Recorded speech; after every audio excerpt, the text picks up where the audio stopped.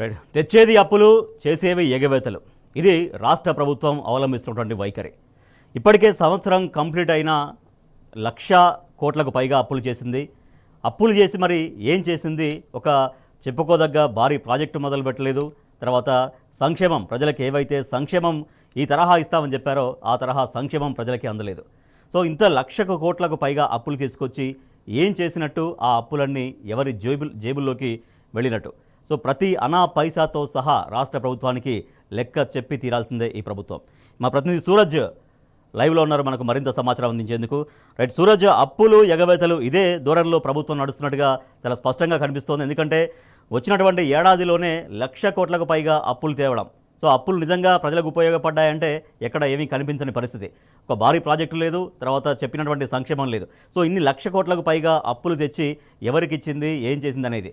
So ఇట్లాగే అయితే ఇంకా రాబోయే రోజుల్లో ఎన్ని లక్షల కోట్ల వరకు అప్పు చేస్తుంది ప్రభుత్వం అన్నటువంటి ఆందోళనకరమైన పరిస్థితి కనిపిస్తుంది. సో ఓవరాల్గా ఇట్లా విశ్లేషించుకోవచ్చు కాంగ్రెస్ ప్రభుత్వం మొదటి నుంచి అవలంబిస్తున్నటువంటి వైఖరి అప్పుల విషయంలో.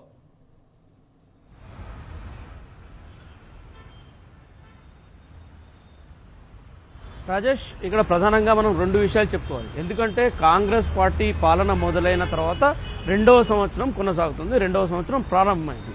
ఈ క్రమంలో రెండు అంశాలను ప్రధానంగా చర్చించుకోవాల్సి ఉంటుంది. కాంగ్రెస్ ప్రభుత్వము అప్పు ఎందుకు చేస్తుంది, ఎలా ఖర్చు పెడుతుంది, ఎక్కడి నుంచి తెస్తుంది, ఈ విషయాలు ప్రధానంగా చర్చించాల్సి ఉంటుంది.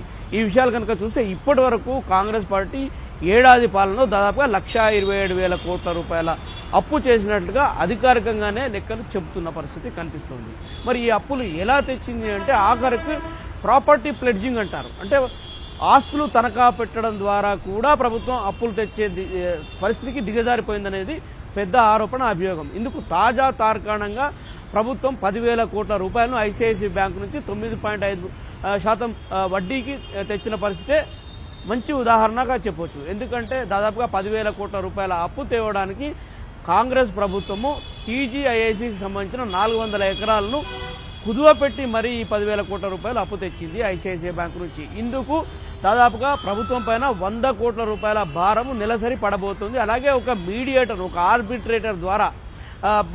ఆర్బిట్రేటర్ ద్వారా ఈ అప్పు కోసం అని చెప్పేసి బ్యాంకులు ప్రభుత్వం అప్రోచ్ అయింది. ఆ ఆర్బిట్రేటర్ కూడా 0.1% చొప్పున కమిషన్ ముట్ట చెప్తోంది. ఇప్పటికే ఈ 10,000 కోట్ల రూపాయలు ఖజానాకు వచ్చి చేరాయని చెప్పేసి కూడా మనకు అధికారిక సమాచారాన్ని బట్టి తెలుస్తుంది. అంటే దీన్ని బట్టి 1,27,000 కోట్ల రూపాయలు ఇప్పటివరకు ఏడాది పాలనలో, అంటే రాబోయే 5 ఏళ్లలో చూసుకుంటే కనుక 6 లక్షల కోట్ల పైచిలకు అప్పులే చేసే పరిస్థితి ప్రస్తుతం నెలకొని ఉంది. అయితే ఈ అప్పులను ఏం చేస్తోంది కాంగ్రెస్ ప్రభుత్వం అని అనుకుంటే కనుక ఇప్పటి వరకు ఒక్క ఉదాహరణ కూడా ఖర్చు పెట్టిన దాఖలా అభివృద్ధి కార్యక్రమానికో లేకుంటే సంక్షేమ కార్యక్రమానికో కనిపించిన పరిస్థితులు లేవు. ఎందుకంటే కాంగ్రెస్ ఏలుబడిలోకి రాకముందు ఎన్నికల సందర్భంగా 6 హామీలను, అలాగే 6 గ్యారంటీలను, 420 హామీలను ఇచ్చిన విషయం తెలిస్తే వాటికి కూడా కనీసం ఖర్చు పెట్టలేని దుస్థితిలో ఇవాళ ప్రభుత్వం ఉందని చెప్పాల్సి ఉంటుంది. అంటే ప్రధానంగా సొంత ఆదాయ మార్గాల మీద దృష్టి సారించకపోవడం వల్లనే, ఆర్థిక క్రమశిక్షణ లోపించడం వల్లనే ఈ దుస్థితి దాపురించిందని చెప్పేసి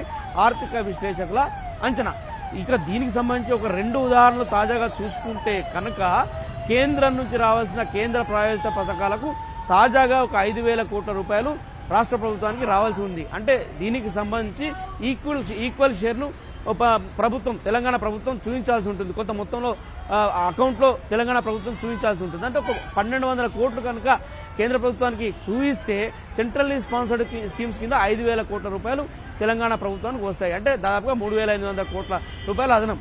ఇప్పుడు అవి కూడా తెచ్చుకునే పరిస్థితిలో ప్రభుత్వం లేదనేది పెద్ద అభియోగం. ఇక స్థానిక సంస్థల ఎన్నికల నిర్వహణ, టీజీఐఐసికి సంబంధించినటువంటి భూములు దాదాపు 400 ఎకరాలు తనఖా పెట్టి 10,000 కోట్లు ఐసిఐసిఐ బ్యాంక్ నుంచి తీసుకొచ్చినటువంటి పరిస్థితుల్లో అప్పు తీసుకొచ్చినప్పుడు బాగానే ఉంటుంది. కానీ ఆ అప్పులకు వడ్డీలు కట్టుతున్నప్పుడే చాలా ఇబ్బంది పడాల్సి వస్తుంది ప్రభుత్వం. సో ఇప్పటికే దాదాపుగా ఆర్థిక వనరులు సృష్టించుకోవడంలో, పెంపొందించుకోవడంలో విఫలమవుతున్నటువంటి నేపథ్యంలో ఈ అప్పులు తీసుకొచ్చి మళ్ళీ ఆ అప్పులకు వడ్డీలు కట్టేటువంటి స్థాయిలో ప్రభుత్వం ఉంటుందా? తర్వాత పూర్తిగా చేతులెత్తేసే పరిస్థితే కనపడుతోందా?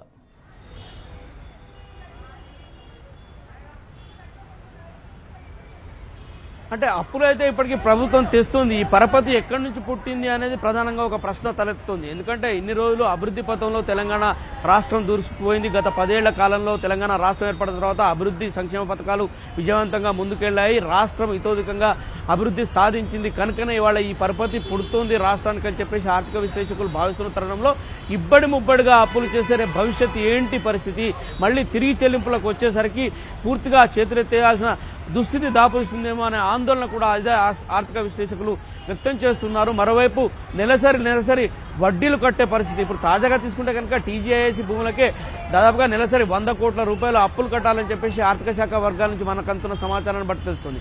అయితే ఈ అప్పులు తెచ్చి తాజాగా చూసుకుంటే ఈ అప్పు 10,000 కోట్లు తెచ్చారో దీనికి సంబంధించి ప్రభుత్వం ఒక ప్రణాళిక రచిస్తున్నట్టుగా కూడా సమాచారం అందుతోంది.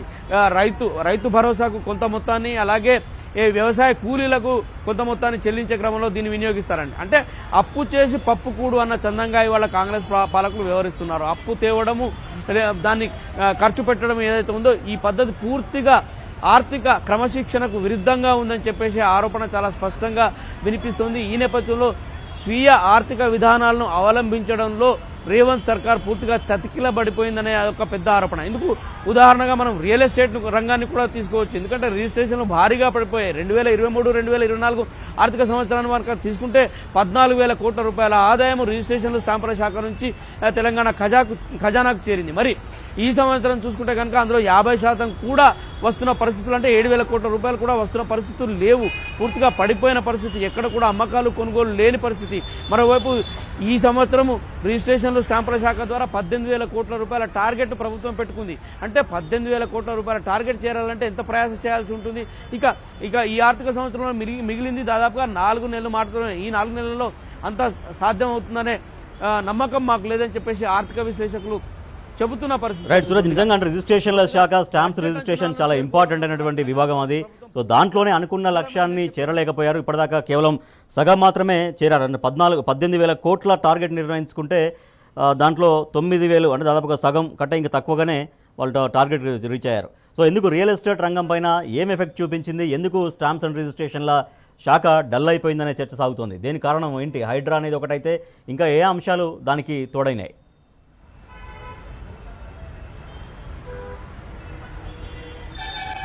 రకరకాల అంశాలు దీంతో ముడిపడి ఉన్నాయి అని చెప్పొచ్చు రాజేష్. ఎందుకంటే తెలంగాణలో కాంగ్రెస్ ప్రభుత్వం ఏర్పడిన వెంటనే అనేక వివాదాస్పద నిర్ణయాలు ముఖ్యమంత్రి రేవంత్ రెడ్డి సర్కార్ తీసుకున్న విషయం తెలిస్తే ఈ వివాదాస్పద నిర్ణయాలు ఖచ్చితంగా రియల్ ఎస్టేట్ రంగంపై ప్రభావితం చూపాయనేది నిర్ద్వంద్వమైన అంశము. దాంట్లో ప్రధానంగా హైడ్రా ఏర్పాటు పూర్తిగా రియల్ ఎస్టేట్ రంగంలో వ్యాపారుల ఆత్మవిశ్వాసాన్ని దెబ్బకొట్టిందని చెప్పాల్సి ఉంటుంది. ఇక మూసీ పరివాహక ప్రాంతంలో కూడా ఏదైతే ప్రభుత్వం కార్యాచరణను ప్రారంభించిందో అది కూడా పూర్తిగా రియల్ రంగానికి గొడ్డలు పెట్టలా తయారైందని చెప్పాల్సి ఉంటుంది. ఇక ప్రధానంగా ఎంఐయుడి శాఖ సంబంధించి ఇది ముఖ్యమంత్రి రేవంత్ రెడ్డి దగ్గర ఈ శాఖ ఉంది. ఎంఐయుడిలో అనుమతులకు సంబంధించి అనేక ఆటంకాలను బిల్డర్లు ఎదుర్కోవాల్సిన పరిస్థితి కనిపిస్తుంది. ఇదమితంగా వాళ్ళ ఫైలు మున్సిపాలిటీలో కావచ్చు, జిహెచ్ఎంసీలో కావచ్చు, ఇతరత్ర హెచ్ఎండిలో కావచ్చు మూవ్ కావడం లేదు. అధికారులు తాత్సారం వహిస్తున్నారు.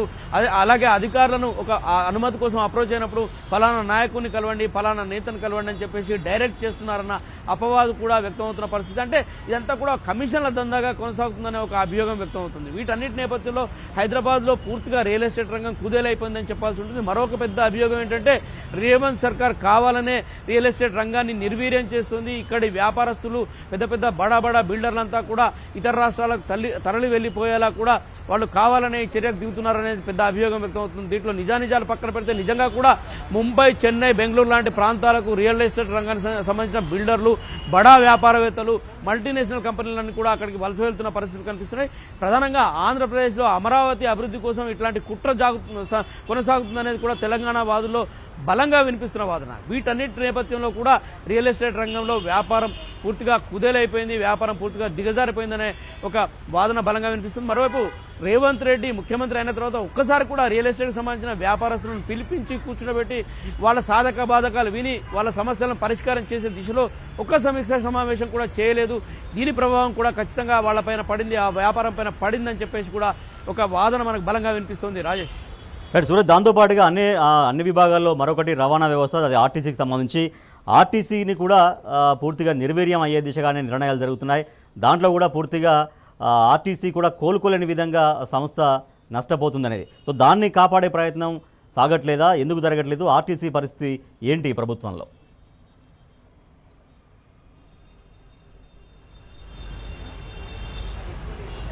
ఆర్టీసీ పరిస్థితి అయితే మరీ అధ్వానంగా ఉందని చెప్పాల్సి ఉంటుంది. ఎందుకంటే కాంగ్రెస్ ప్రభుత్వం ఏర్పడక ముందు ఏదైతే మహిళలకు ఉచిత బస్సు ప్రయాణం అని చెప్పేసి ప్రకటించారో ఇది 2 రకాలుగా దెబ్బ కొట్టిందని చెప్పాల్సి ఉంటుంది. నెల ప్రభుత్వం నుంచి రవాణా శాఖ ఆర్టీసీకి కొంత సహాయం అందుతున్నా కానీ అది అనుకున్న స్థాయిలో జరగడం లేదనేది ఒక పెద్ద అభియోగం. మరోవైపు ఉచితంగా మహిళలు ప్రయాణిస్తున్న క్రమంలో ఇది రవాణా రంగం పైన పెద్ద ఎత్తున ప్రభావం చూపి అటు ఆటో డ్రైవర్లు కూడా పూర్తిగా ఉపాధి కోల్పోయే పరిస్థితికి వచ్చారు. ఇటు ఆర్టీసీ కూడా నష్టాల్లో కూరుకుపోయే పరిస్థితి తలెత్తింది. మరోవైపు కొత్త బస్సులను ప్రవేశపెట్టడంలో కూడా ప్రభుత్వం ఇంకా ఒక ప్రణాళికాబద్ధంగా ముందుకు సాగడం లేదు. ఈ బస్సులు కావచ్చు, ఇతర మౌలిక సదుపాయాల కల్పన కావచ్చు, ఇతరత్ర చూసుకుంటే కనుక ఆర్టీసీ కూడా పూర్తిగా ఆర్టీసీ పరిస్థితి కూడా పూర్తిగా నష్టాల్లో కూరుకుపోతున్న పరిస్థితి కనిపిస్తోంది. ఇందుకు సంబంధించి ప్రభుత్వంలో ఇప్పటివరకు ఒక్క సమీక్ష సమావేశం కూడా జరగలేదు. నెలసరి ఒక 110 కోట్ల రూపాయలు ఏదో ఆర్టీసీకి పంపుతున్నారని తెలుస్తుంది. కానీ అది కూడా సరిపోయేంతగా పంపుతున్నారా? ఉద్యోగుల అవసరాలు తీరుతున్నాయా? మౌలిక వసతుల కల్పన కోసం ఏ మేరకు ఖర్చు అవుతుంది? ఏ మేరకు అవసరం పడుతుంది? అసలు ఆర్టీసీ పూర్తిగా లాభాల బాట పట్టాలంటే ఇలాంటి సంస్కరణలు చేపట్టాలి, ఎలాంటి చర్యలు తీసుకోవాలి, ఇట్లాంటి వాటికి సంబంధించిన సమీక్ష సమావేశం ఇప్పటివరకు ఒక్కటి కూడా జరగలేదు. అంటే నిజంగా చెప్పాలంటే ప్రధాన రంగాలపైన ముఖ్యమంత్రి రేవంత్ రెడ్డి ఇప్పటివరకు దృష్టి సారించలేదు. వాటికి సంబంధించిన సమీక్ష సమావేశం నిర్వహించలేదు. తిప్పడు కొండపర్తి పాయే వచ్చే అన్న చందంగానే ప్రభుత్వం కొనసాగుతోంది. ప్రధాన శాఖలకు సంబంధించిన సమీక్షలు నిర్వహించి వాటి పరిపుష్టి కోసం తీసుకోవాల్సిన చర్యలపైన దృష్టి సారించలేదనే అభిప్రాయం స్వయంగా ఆర్థిక మంత్రి ఉప ముఖ్యమంత్రి బట్టి విక్రమార్క వెల్లడించిన అసెంబ్లీలో 1,27,7 వేల అప్పు చేశామనేది. సో ఇట్లా రాబోయే రోజుల్లో ఇంకా ఎన్ని లక్షల కోట్ల అప్పు చేస్తారనేటువంటి భయాందోళనలు ప్రజల్లో వ్యక్తమవుతున్నాయి. అట్ ద సేమ్ టైం అంటే అప్పులు గత బీఆర్ఎస్ ప్రభుత్వం అప్పులు చేసింది కాబట్టి ఆ అప్పులకు వడ్డీలు కట్టుతున్నాం, మేము వడ్డీలు కట్టడం కోసం మళ్ళీ అప్పులు తీసుకొస్తున్నాం అంటూ గత బీఆర్ఎస్ ప్రభుత్వాన్ని బదనం చేసే ప్రయత్నాన్ని కూడా ఎట్లా గమనిస్తున్నారు ప్రజలు?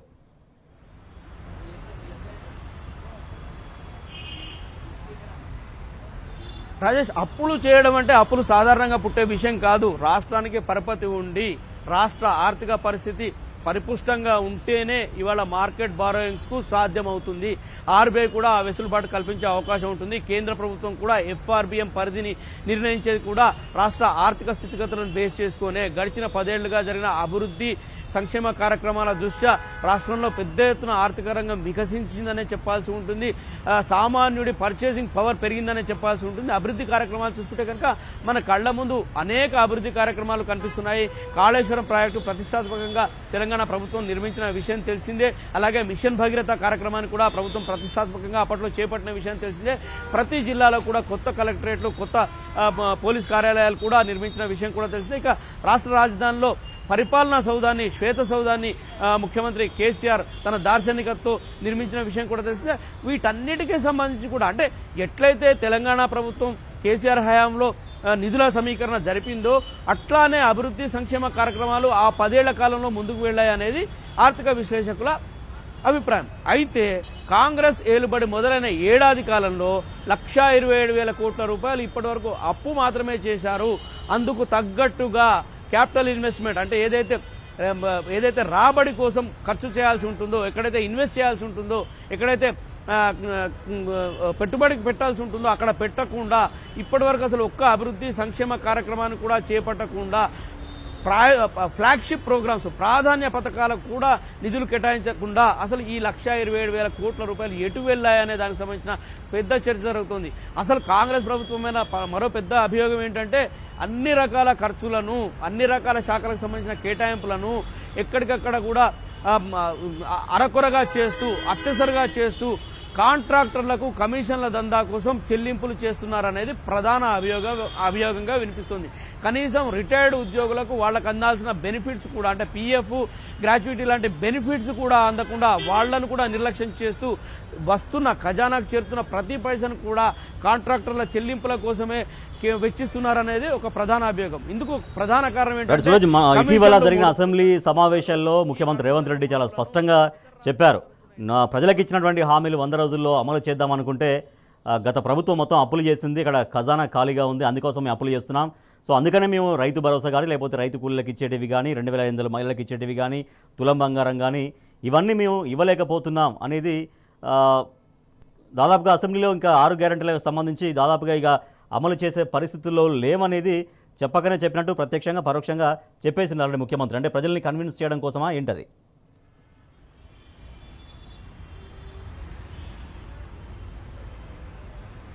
ఇవాళ ప్రజల్ని కన్విన్స్ చేసే ప్రయత్నం చేసినా కన్విన్స్ అయ్యే పరిస్థితులు లేవు. ఎందుకంటే 6 గ్యారంటీలు అమలు చేసి తీరుతామని చెప్పేసి కాంగ్రెస్ పాలకులు నమ్మబలికిన పరిస్థితి. అయితే అందుకు భిన్నంగా నిధులు కేటాయింపులు జరగడం లేదు. ప్రభుత్వ ప్రాయోజిత పథకాలకు, ప్రభుత్వ ప్రాధాన్య పథకాలకు కేటాయింపులు జరగడం లేదు. శాఖల వారిగా కూడా అధికారులను కదిలిస్తే అదే ఆవేదన వ్యక్తం అవుతుంది. మొన్న ఏడాది పాలన పూర్తయిన సందర్భంగా ప్రగతి నివేదికలని చెప్పేసి వివిధ శాఖల నుంచి ప్రభుత్వం తీసుకునే ప్రయత్నం చేస్తే ఆ క్రమంలో అధికారులు విసుక్కున్న పరిస్థితులు మనం ప్రత్యక్షంగా చూశాము. అసలు మా శాఖకు ఎలాంటి కేటాయింపులు జరిపారు, బడ్జెట్లో ఎలాంటి అమౌంట్స్ మాకు కేటాయించారు, అమౌంట్ లేనిది ఎలాంటి అభివృద్ధి కార్యక్రమాలను లేదా ప్రోగ్రెస్ను లేదా ప్రగతిని మేము ప్రభుత్వానికి చూపిస్తాము, నివేదిస్తామన్న విసుర్లు కూడా బాహాటంగానే వినిపించాయి. శాఖల వారిగా కేటాయింపులు కూడా పూర్తి స్థాయిలో పడిపోయాయని చెప్పాల్సి ఉంటుంది. వాటికి కేటాయించి బడ్జెట్లో అంటే బడ్జెట్ ముందు బడ్జెట్ అంచనాలను చేరుకుంటే, రాబడి అందుకు తగ్గట్టుగా ఉంటే అందుకు తగ్గ వ్యయాన్ని చేసుకునే అవకాశం, వెసులుబాటు ఉంటుంది. ఆ పరిస్థితులు ప్రస్తుతం లేవు. ఇప్పటి వరకు రాబడి 50% మించలేదు. ఖర్చులు కూడా అంతే మొత్తంలో, వ్యయం కూడా అంతే మొత్తంలో ఉంది. గతంతో పోలిస్తే ఇది 6% రాబడి, రాష్ట్ర రాబడికి సంబంధించి 6% తగ్గుదలగా ఆర్థిక శాఖ నమోదు చేసిన పరిస్థితి. ఇందుకు సంబంధించి కంట్రోలర్ అండ్ ఆడిటర్ జనరల్ కు ప్రతి 2 నెలలకు ఒకసారి ప్రభుత్వమే స్వయంగా నివేదిక పంపుతోంది. ఆ నివేదికను కంట్రోలర్ అండ్ ఆడిటర్ జనరల్ స్వయంగా తన వెబ్సైట్లో పొందుపరుస్తోంది. ఈ డేటా పూర్తిగా, ఈ డొమైన్ పూర్తిగా ప్రజలకు అందుబాటులో ఉంది. ఆ డొమైన్ ఆ వెబ్సైట్లోకి వెళ్ళి చూస్తే ఎవరికైనా ప్రభుత్వం అందిస్తున్న ఫిగర్స్ చాలా ఈజీగా అర్థమవుతాయి. అసలు ఎట్లాంటి పరిస్థితి ఉంది, ఆర్థికంగా తెలంగాణ పరిస్థితి ఎంత ఛిద్రమైంది, ఒక అభివృద్ధి కార్యక్రమానికి, సంక్షేమ కార్యక్రమానికి నిధులు కేటాయించుకోలేని దుస్థితి ఎందుకు దాపురించింది అన్నది అద్దంలో కనిపించినట్టుగా చాలా స్పష్టంగా కనిపించే అవకాశాలు ఉంటాయి. రాజేష్, బట్ పాలన పూర్తిగా గాలికి వదిలేసింది. ప్రజలంటే మమ్మల్ని ఏదో మాటలు చెప్పి మభ్యపెడుతోంది అనేది ప్రజల్లో జరుగుతున్నటువంటి చర్చ. ఎందుకంటే రైతు భరోసాకి సంబంధించి ఇంతవరకు గైడ్ లైన్స్ లేవు.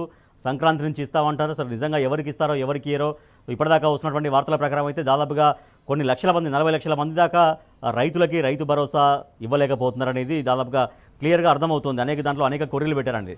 సో ఇవన్నీ చేసి ఇక సగం చేసి చేతులు దులిపేసుకునే ప్రయత్నమే చేస్తుంది కాంగ్రెస్ ప్రభుత్వం అనే దానికి ఏం సమాధానం ఉంది ప్రభుత్వం దగ్గర?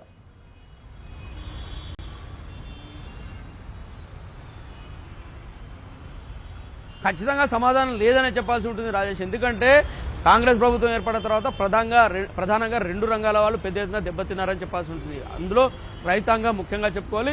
రెండోది వృద్ధులు, వయోవృద్ధులు, వాళ్ళకు పెన్షన్ అందాల్సి ఉంది, పెన్షన్ అందడం లేదు. పెన్షన్ పెంచుతామన్నారు, పెంచలేదు. ఇంకా అది పక్కన పెడితే రాష్ట్ర రైతాంగం పూర్తిగా ఇవాళ ఆత్మవిశ్వాసాన్ని కోల్పోతున్న పరిస్థితి. గతంలో చూసుకుంటే పంట పెట్టుబడి సాయము తెలంగాణ ప్రభుత్వం నుంచి ఎప్పటికప్పుడు బరాబర్గా అందిన పరిస్థితులు వాళ్ళు అనుభవించి ఉన్నారు. తెలంగాణ ప్రభుత్వం ఏదైతే రైతు బంధు కార్యక్రమాన్ని విజయవంతంగా అమలు చేసిన విషయం తెలిసిందే. కాంగ్రెస్ ప్రభుత్వం ఏర్పడిన తర్వాత ఈ రైతు బంధు కార్యక్రమం పూర్తిగా అటకెక్కిపోయింది. దాన్ని రైతు భరోసాగా పేరు మార్చారు. కానీ ఇప్పటి వరకు విధి విధానాల ఖరారు దిశలోనే ఏడాది గడిచినా కూడా అదే క్రమంలో కసరత్తు కొనసాగుతుందనే చెప్తున్నారు. అయితే సంక్రాంతికి రైతు భరోసా కార్యక్రమాన్ని ముందుకు తీసుకెళ్తాము, రైతుల అకౌంట్లలో ఈ పెంచిన మొత్తాన్ని వేస్తామని అంటున్నారు. కానీ ఎంతమంది రైతులకు వేస్తారన్న దానికి సంబంధించిన స్పష్టత మాత్రం రైతు ప్రాతిపదికగా కాకుండా, అంటే పాస్బుక్ ప్రాతిపదికగా కాకుండా ఒక కుటుంబానికి ప్రాతిపదికగా రైతు భరోసా ఇవ్వబోతున్నారు అనేది ఇప్పటిదాకా తెలుస్తున్నటువంటి విషయం. కుటుంబంలో ఎంతమంది రైతులున్నా కూడా వాళ్ళకి ఒకరికే వర్తిస్తుంది. ఒక 7 ఎకరాలకు 8 ఎకరాలకు మరి సీలింగ్ ఎంత అనేది ఇంకా పూర్తిగా క్లారిటీ రావాలి.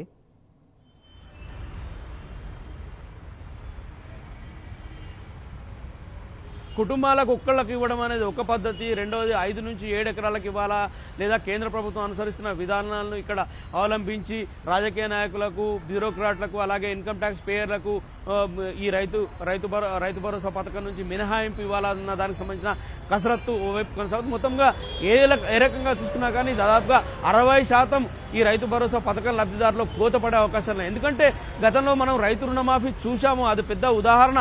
60% మంది రైతులకు రుణమాఫీ అందని పరిస్థితి, వాళ్ళంతా కూడా రోడ్లెక్కిన పరిస్థితి మనం ప్రత్యక్షంగా చూస్తున్నాం. కేవలం 21,000 కోట్ల రూపాయలు ఇచ్చారు, అది కూడా 40% మంది రైతులకు కూడా ఆ లబ్ధి చేకూరని పరిస్థితి. మళ్ళీ ఇప్పుడు అదే రకంగా అదే తరహా గైడ్ లైన్స్ కనుక తీసుకుంటే ఖచ్చితంగా అదే 60% మందికి రైతు భరోసా కూడా కోత పడే అవకాశాలు ఉన్నాయి. ఈ నేపథ్యంలోనే రైతుల్లో పెద్ద ఎత్తున ఆందోళనకరమైన వాతావరణం చాలా స్పష్టంగా కనిపిస్తుందని చెప్పాల్సి ఉంటుంది.